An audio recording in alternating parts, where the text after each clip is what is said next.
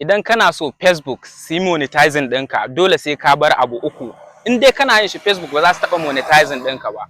In dai kana yin su to tabbas ba za ka samu monetization ba, ko kai ne ka fi kowa followers a duniya. Abu na uku shine ka je ka yi downloading ɗin bidiyo musamman ma na ƙwallon ƙafa ka zo ka rinka yin posting a pejin ka. To gaskiya wannan abun Facebook ba za su taɓa monetizing ɗinka ba, ko kai ka fi kowa followers. Shawara kyauta ba sai ka siya ba. Abu na biyu shine a sari mutum ko a daki mutum ko a me ka ɗauka kai posting, to wannan ma ba ma wai ba za ka samu monetizing ba, za su kashe account ɗinka ne kwata-kwata ya daina aiki. Ba za su ka taɓa samun monetizing ba.